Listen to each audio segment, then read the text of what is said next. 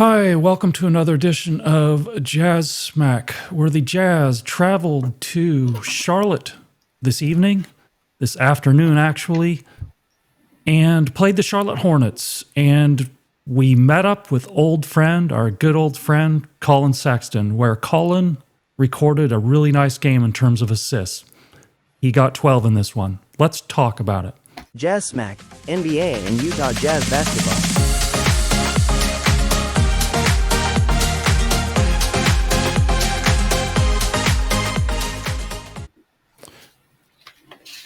So it was kind of surprising in this game that the Jazz got off to a slow start because LaMelo Ball wasn't there.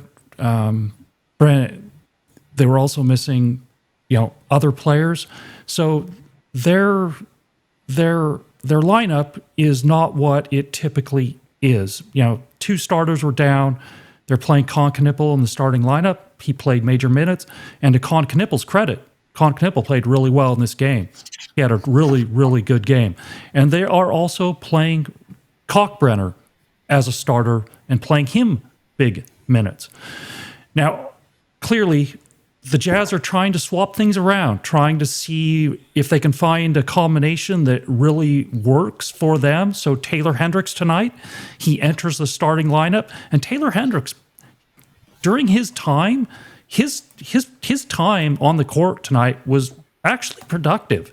So that may be the starter for the next few games in order to shake up what has been going on with the team.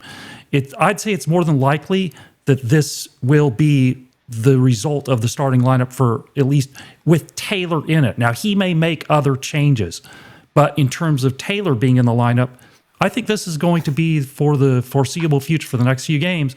I think Taylor has kind of put himself in a position to get some more minutes.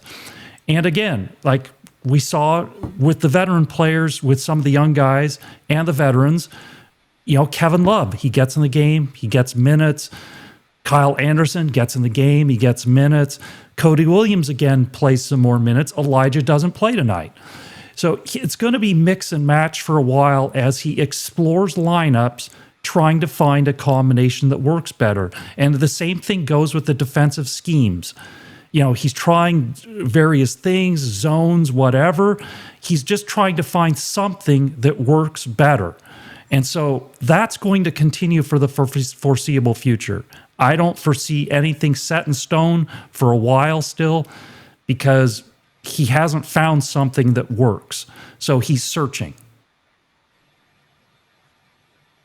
Thoughts? Yeah, I agree with that. I'll say that, I think at this point of the season, and we knew this going into the season, we're not really looking for the wins and losses. We're not really looking. Will is looking for, particular things, and he's exploring for that. But what we're really trying to do is see, player development and team development, et cetera. And, Taylor, as you mentioned, came in, played a good game. I don't think anyone at this point, other than Lauri, is playing a great game, but he played a good game. He showed energy. We still got down, at halftime, we were down 71-48. So it wasn't as if his starting completely changed the complexion of the game. But, I'm okay with that. The reality is that, last game, Taylor got almost nothing. Mm-hmm. And in this game, he got some really good minutes. He was in there for, I think, 25 minutes tonight. I printed out the halftime stats and not the full game stats. 25 minutes tonight. So, that's good. And he shot the ball well. He played good defense, et cetera. So, it was really encouraging. And I agree with you. I mean, he's given Kyle, he's given Love some time. He's given Kyle Anderson some time. I think what he's really trying to do is just shake some things up. And the other thing I think he's trying to do is he knows young players make mistakes. We all know that. They're going to make mistakes, particularly on the defensive end. But I think he's trying to let those guys show by example, because I wasn't going to do this, and I did it anyhow. But I'm only going to tell you one stat. I looked at the defensive rating, and I looked at some advanced defensive statistics through the games on our players to kind of see how they did relative to last year. Who was worse in defensive rating? By far, Ace Bailey. By far. Now, is that alarming? No. He's played like 4 or 5 games in the season, he's playing with the second unit. It's not alarming at all that he's the worst in defensive rating. That's okay, right? I mean, he's learning how to play basketball at the professional level. He's trying to do a lot of things and try to learn a new scheme, et cetera. It's absolutely okay with that. So, I do like what Will is doing here to try different schemes, different players, et cetera, to kind of see what works. And I think filtering in or putting in the veterans to help the young guys, I think makes a ton of sense. Yeah, and he's also, you can see he's trying to balance encouragement with really riding the guys too, with like really getting on them and yelling at them. So to illustrate that point, let's take a look at a small video clip from the last game in Phoenix that a fan took from in the stands who was sitting behind the Jazz bench during one of the times when Hardy, he called the timeout and he was very upset. You could see that, but you couldn't see it all during the game. But this fan, he got it. So let's take a look at that for those watching and can actually view this on YouTube. And it's just a short one, only a few seconds. But let's look what he does here.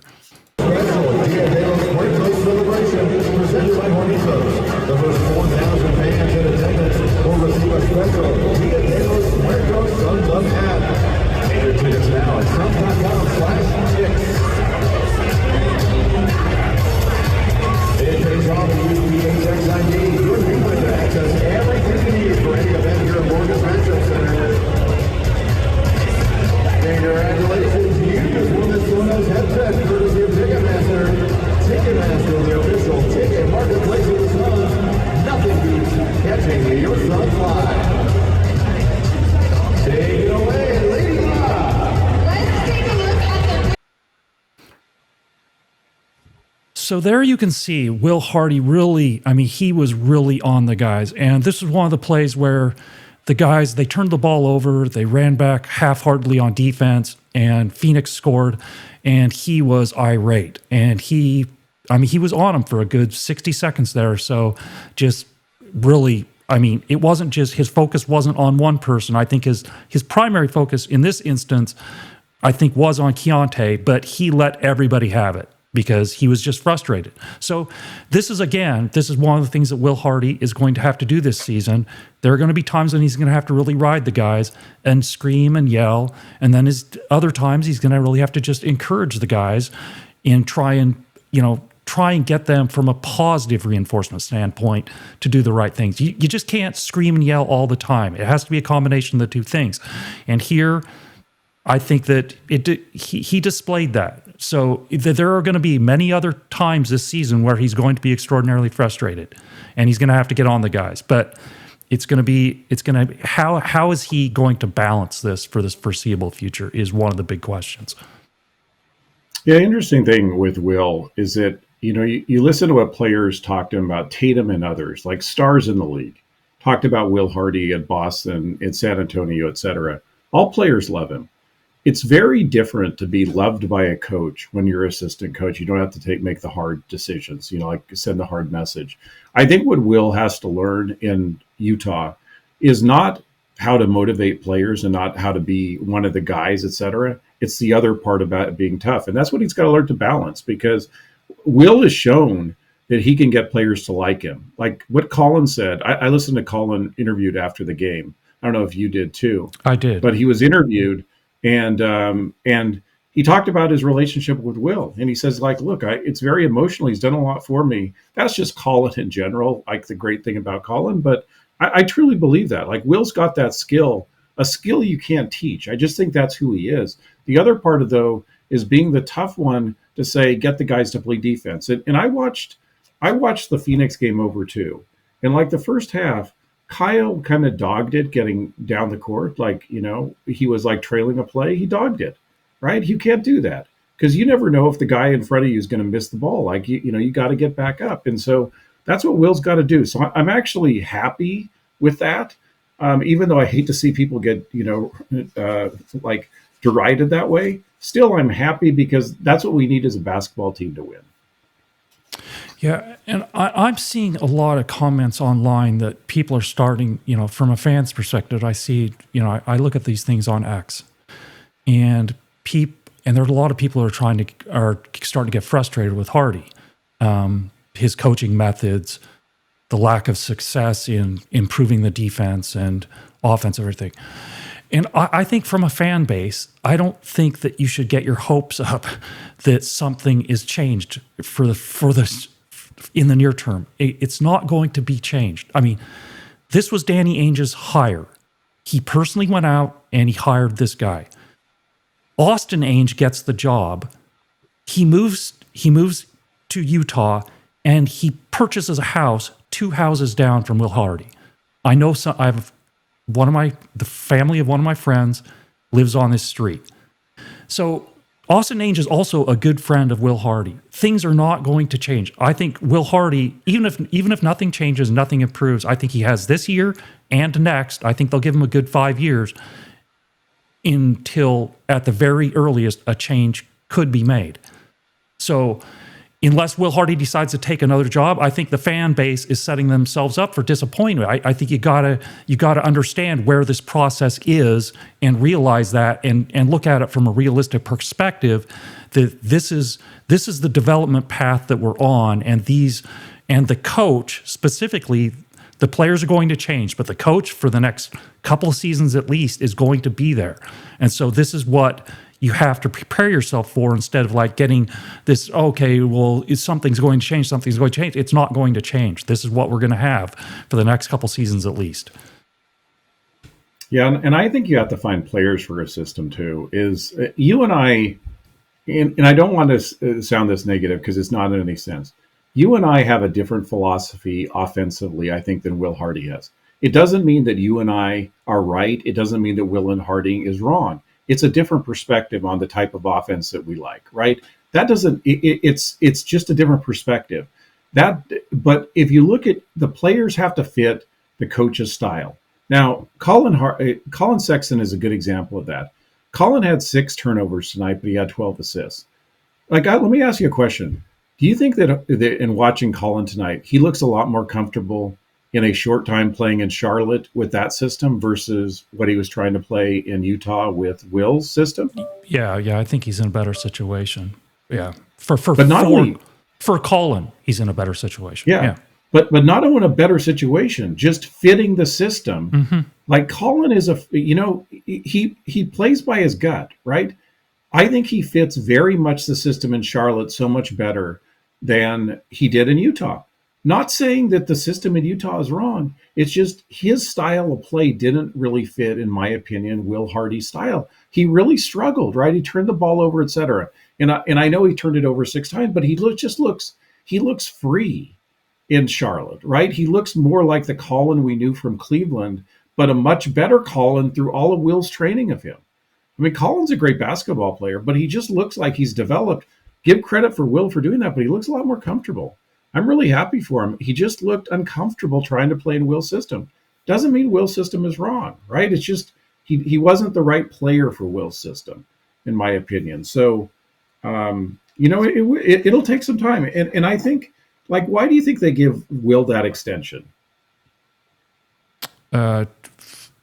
In order for him to feel like he can still continue to do what he wants to do with the team. That's why I think they gave it to him. And lose, right? Yeah. Without getting fired. I think they specifically did that, saying look, we don't want this guy to try to win too much where it's going to hurt our draft position. So we're okay if he loses. But if he's on a 1-year deal, he's going to try to maximize his own personal benefit.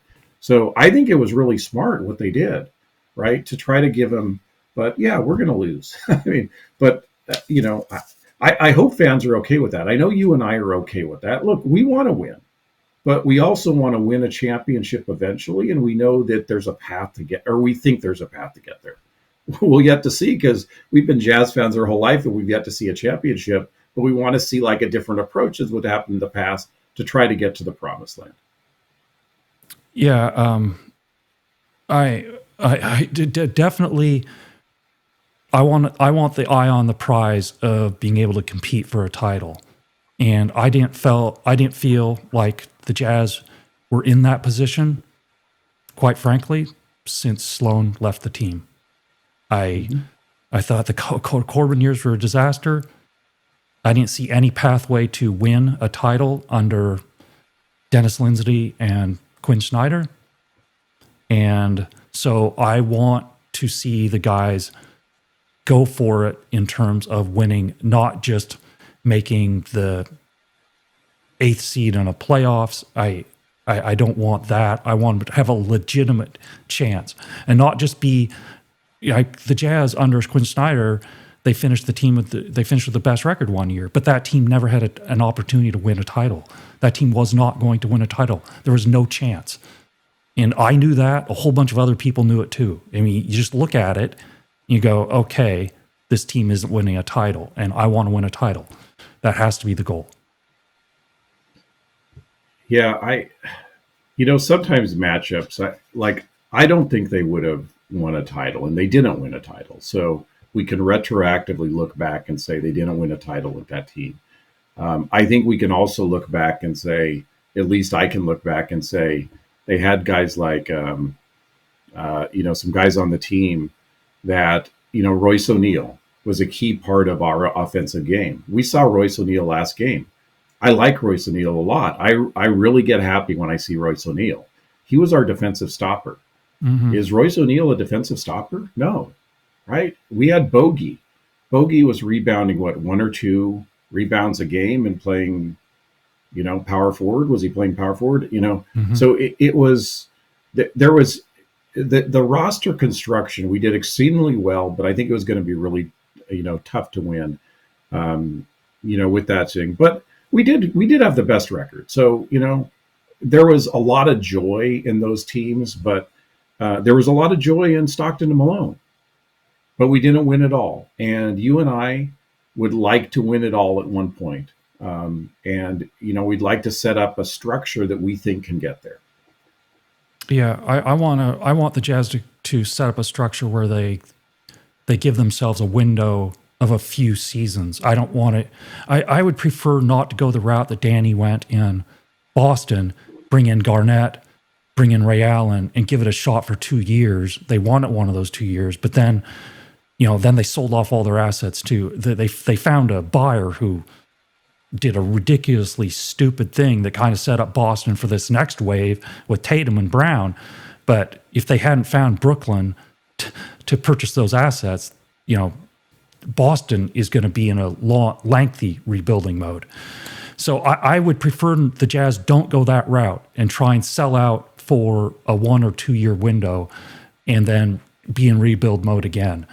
That I would like them to give it time to develop and then give themselves a 3-4 year window opportunity where they can be ultra competitive and be, one of the best teams in the league and try and win a title or 2.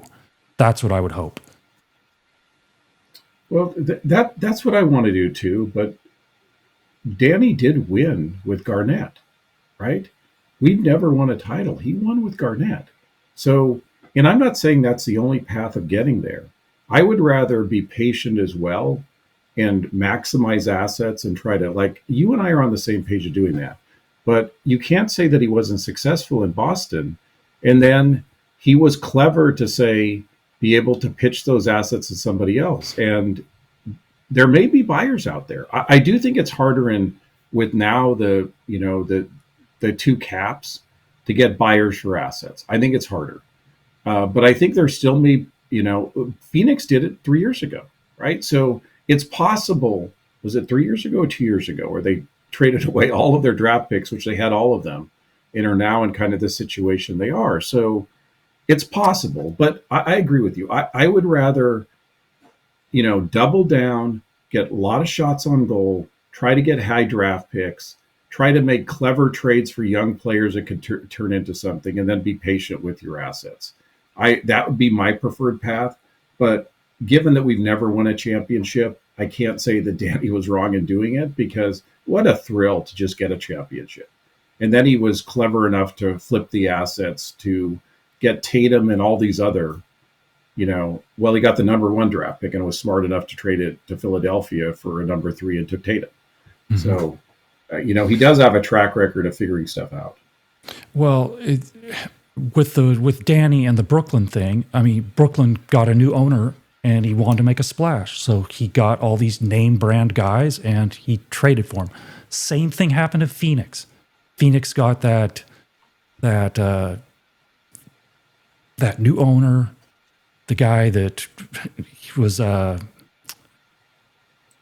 law school graduate, started that mortgage company, and he also wanted to make a splash. So he went out and traded all these draft assets for these older players, and it didn't work out. Now he's depleted of assets. So those two teams did that, and you and I both feel that that's a mistake. And can Danny, if he does go that route with trying to do the short term, can he repeat that success and turn it into a whole bunch more draft picks with the older guys?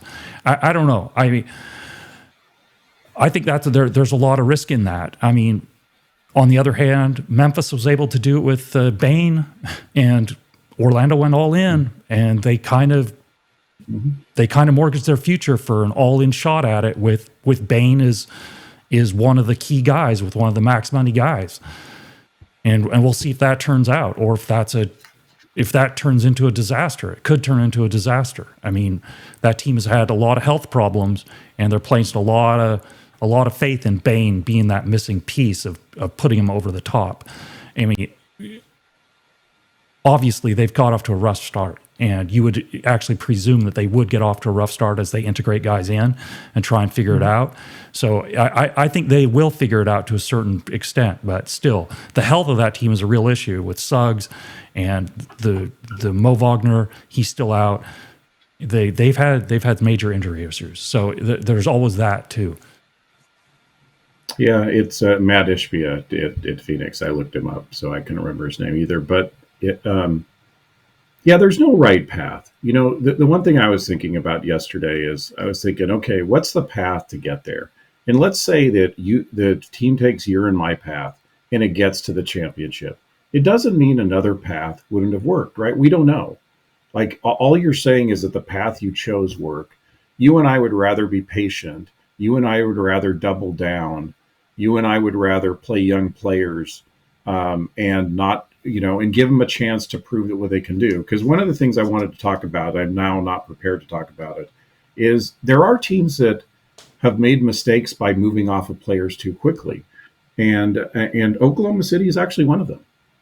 And so I think we could look at Oklahoma City. We can talk about it next time about some trades they made like too quickly and what's that, turned out. Now, they also made a fantastic trade with Paul George, right? And got Shea, which has really been, the savior to them. But, I think what we want to do is make sure that when we move off players, we think they're either going to make it or not, or be like the guys we can build around or not. And that's one of the things that I do care about playing time for the young players, because I think we need to know that if we decide not to give them that contract or we trade them away, that we just don't think they're those guys.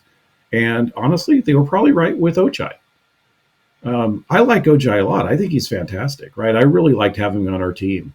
Great athlete, etc. But you can't say he's really killing it in Toronto, right? I mean, he's a good guy. Like to have him on my team. Is he a rotation player in the NBA? Probably, but probably barely, right? So I think that was one where they were probably right in moving off of it. Yeah, well, I think this is still part of this season too, is the Jazz have to play the young guys enough to where they can confidently evaluate and then make decisions on those guys. Now, they've picked up the contracts for all those younger guys. They picked up a number of contracts for, that they needed to pick up. They haven't declined any of those contracts to this point, but they need to evaluate those guys, because guys are coming up for extensions, and you have to know you just can't pay everybody. You can't extend everybody. So that evaluation process has to go. And in the case of Josh Giddey going from OKC to Chicago, I think that really benefited both clubs. Because they got Caruso, which was a vital portion of last season's title team. And Chicago got a terrific young player who's, quite frankly, the best player on that team right now. So I think that one worked out for both guys. Now, did Chicago underpay for Giddey, considering his youth? Probably, yeah. Probably they did underpay. But on the other hand, OKC got one of the guys that I don't think they win a title without him in Caruso. I don't know. See, that Giddey was the guy I was going to talk about. Is that Yeah, I know. Giddey is 6'7", 6'8". You look at his numbers. Okay, last year, 37.8 from the three-point line. He was the guy that said you can't shoot a free throw, a three-point shot for a game. So not bad, right? Not 8 a game, but 4 a game, not bad. 46.5 from the field, 78 from the free throw line, respectable, not fantastic. 8.1 rebounds. 8.1 rebounds, 7.2 assists, 2.9 turnovers. That and okay, they won the championship. And look, if that's what it took to win the championship, but made the hypothesis they're not going to win the championship without making that trade. I don't know.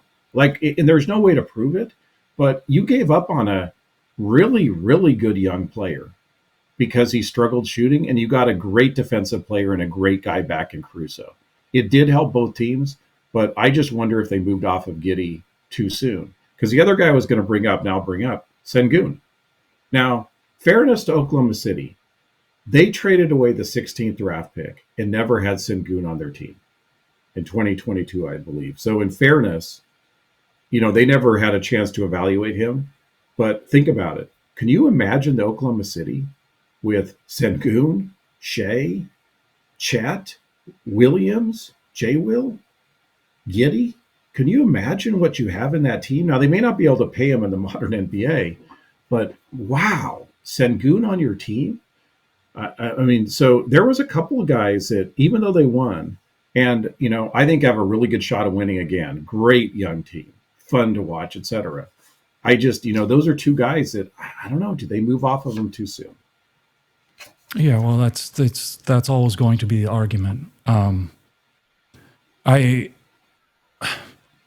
I don't see a pathway. I mean, I watched OKC is probably the team that, because of Chet, and I try and cheer for Chet, is the team that I've watched more than any other team other than the Jazz the last 3 seasons or so.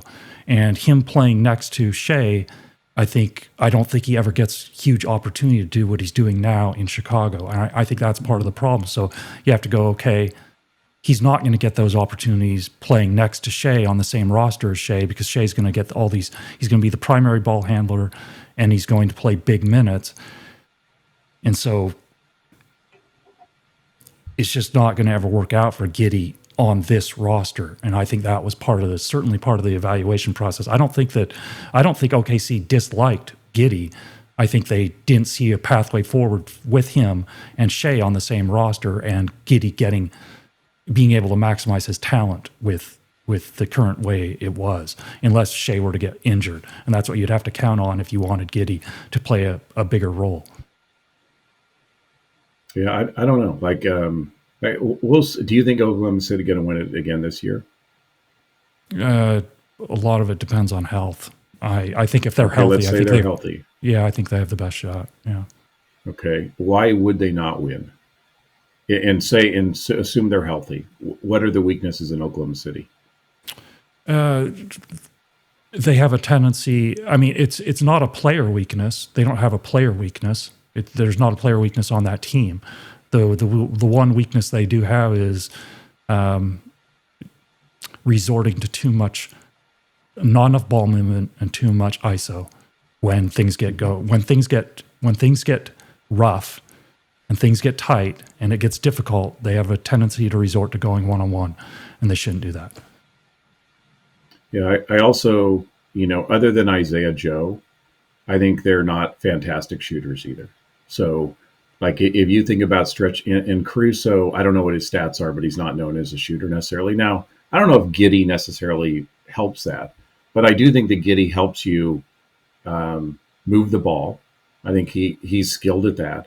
I think he helps you rebound when Isaiah Hartenstein's not in there. And I don't think they're going to be able to afford Isaiah Hartenstein in a year from now. Just, the new salary cap rules, I think are going to have to trade him away.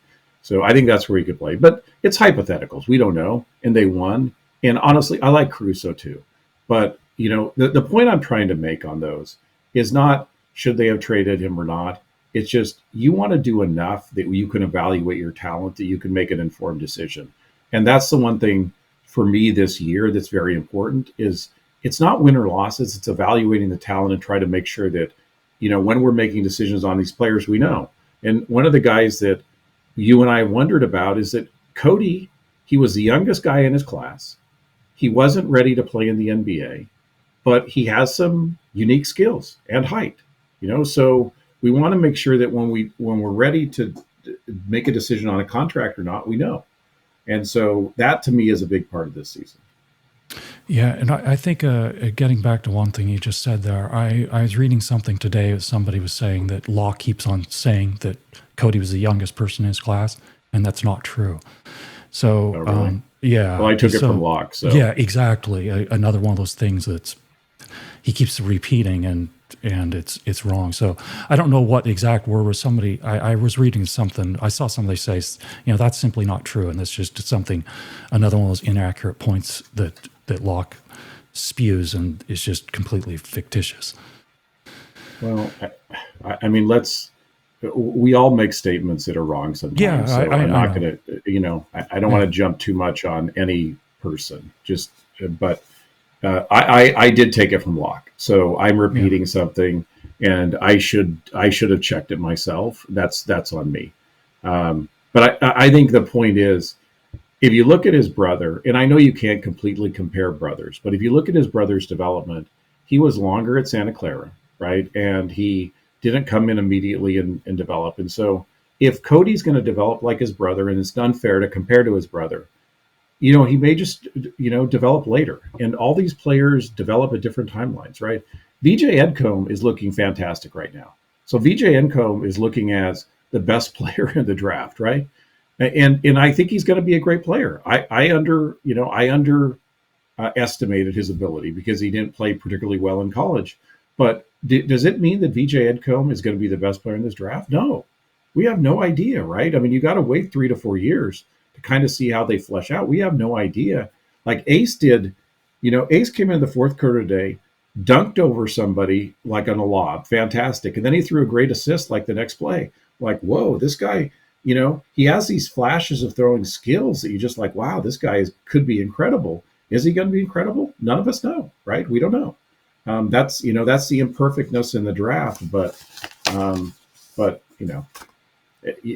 know what I lost my point now, but I guess my point is still, it's all about give these guys enough time that we can develop and evaluate them. Yeah, this season, going into the season, everybody needs to remember this was one of those seasons that was for development and evaluation. Those are the two keys. That's what we're looking to do. We're looking for improvement. You want to see improvement, both as individuals, individual skills, individual understanding, and then some improvement over time with the team as a whole, because that's a reflection of the coach, and we want to see improvement with the coaching. But we have to have improvement, development with the players, and the front office and the coach need to evaluate those players, because we have to make decisions on these guys, and we can't keep everybody.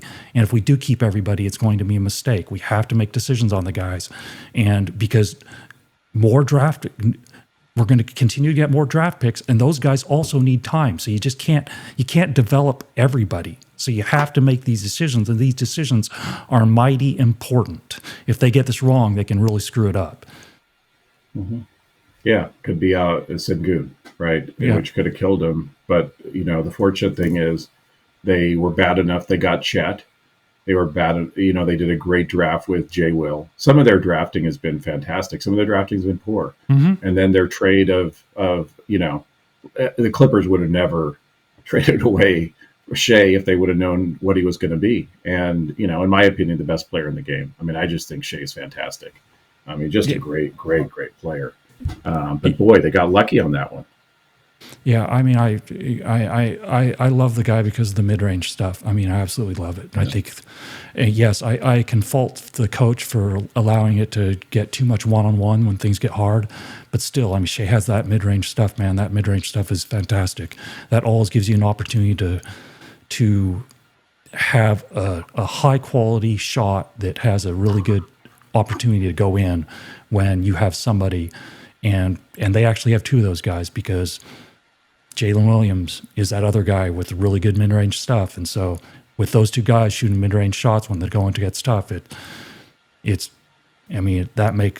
that team a really big advantage. And quite frankly, I think Chet might be the one guy that actually gets exited because of injuries and health. And they have 3 max contracts, and that makes it really difficult with 3 guys making huge money. It makes it so much more difficult to round out your roster. And with Chet's health history, I mean, I really want to see the guy succeed, but he might be the guy that gets moved, in all honesty. Yeah, I honestly don't see Chet as a max player right now. I like Chet too. I'm rooting for him. But, I've told you this, and I'm dead wrong on this prediction right now. I would have traded away Wemby, the number 1 draft pick, for everything that a team would have given you, even though he's been unreal this year. But the whole issue is not what he can be. The whole issue is, can he stay healthy? And Chet is a very thin guy, not as big as Wemby, et cetera. But I wouldn't disagree with you. And I hope not. I mean, I hope he maximizes his potential. I like him. I really like everybody on that basketball team. It's including Harkenstein. I just like rooting, for those guys. So I hope he does maximize potential. Yeah, me too. And OKC does have a really good group of guys who are really tight. I mean, tightly knit group of guys. I mean, they all like each other. I mean, it's a really good group of guys. Mm-hmm. So Sam Presti's done a fantastic job with that team. Has assembled a good roster that's easy for the fans to cheer for. Yes, we hate all the Shea free throws with the flopping and all that stuff. I think we can all agree that sucks. But that's on the NBA. That's not OKC's fault. Yeah, and honestly, it's not Shea's fault either. I mean, let's no, say it's this. Not. It's not. It's how the league. It's officiated. Yeah. So it's a league. He's smart. And honestly, the other thing I was going to say, the thing that I think Keyonte's done the best this year, it's getting to the foul line. Is look, if the NBA is calling those fouls, you're a smart player if you do what it takes to get those fouls. And they're calling fouls where he's getting to the foul line. And I'm just like, what the heck? But he's smart enough to realize the NBA is going to call that. So Shea's just a smart player. I would prefer, like we talked about a few games ago, fewer free throws and fewer of those calls called. But don't fault him. Just say, man, this guy knows how to play the game to what they're calling, and he does. No, it's absolutely not his fault. He's just taking advantage of it. I mean, that's what he's doing. That's what Keyonte's doing too. If they change the rules, then those guys are going to have to modify their games to adhere to the current way that the game is being called. But that's up to Adam Silver and the NBA officiating, the referees, to decide that. Anyway, well, I think we will call it quits for this edition of Jazz Smack. For those watching on YouTube, please like, share, and subscribe. You can also follow us on X at Jazz Smack. And we will talk to everybody very soon. Talk to you later, everybody.